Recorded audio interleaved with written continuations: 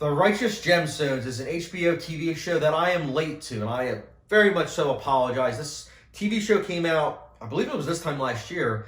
I don't know if season 2 is coming out anytime soon because of COVID-19, but I will say that season 1, the reason why I finally got around to watching is I was watching Veep with my girlfriend, and after we finished watching it, we wanted to watch another comedy TV show, and what can I say, I'm pretentious. I try to watch mostly HBO shows, so we tried to find an HBO comedy show. She heard about The Righteous Gemstones, as did I, but I'm not a big fan of Danny McBride. He's very hit or miss for me. But we decided to give it a shot, and I'm glad I did. This is a 9-episode show thus far, and I have to say, it is quite entertaining.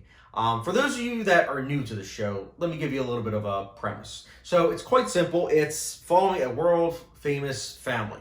They are televangelists, which I hadn't even heard of that word until this TV show. But basically, they are spreading the gospel through this church, and they are obviously trying to promote, goodness and graciousness.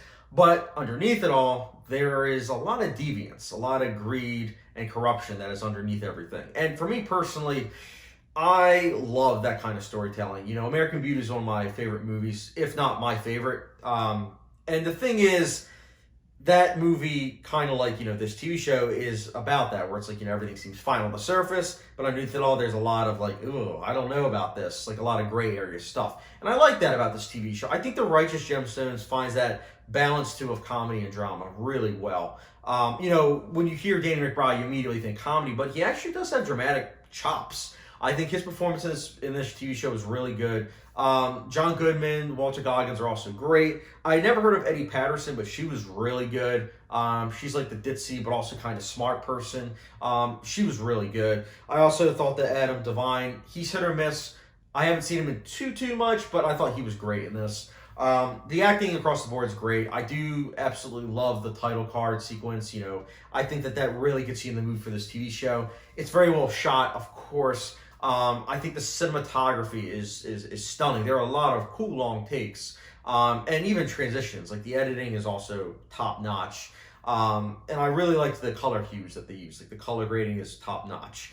The messages and themes also are intriguing, and it's really cool to see that some of the storytelling is straight from the Bible. As someone that grew up in like a household that is very similar to this, it was really cool to kind of see that they were taking from like that source material, and I thought for that to be on the show is really quite cool.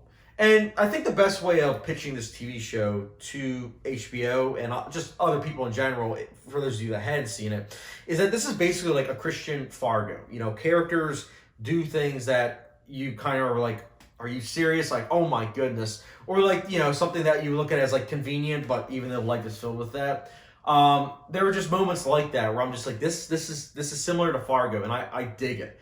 Obviously, it doesn't reach that level of Fargo. It's only on season 1. But I do think that that's the best way of pitching it. As far as negatives go, I'd say my only issue is that there are some cliches.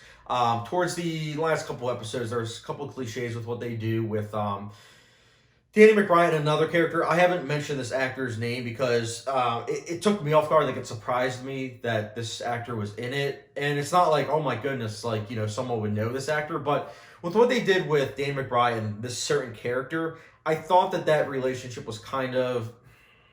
It was good at first, but I thought that towards the end of it, it kind of fell into like the tropes that a lot of comedy movies do, where it's like, it's, a perfect balance of comedy and drama, then all of a sudden it gets, super serious, and it's kind of like, the balance is gone, so, my interest is kind of deflated a little bit. But besides some cliches, and besides, overall, like, a bit of bumpiness towards, like, the very end, I still think that this is a strong first season, especially for a comedy TV show.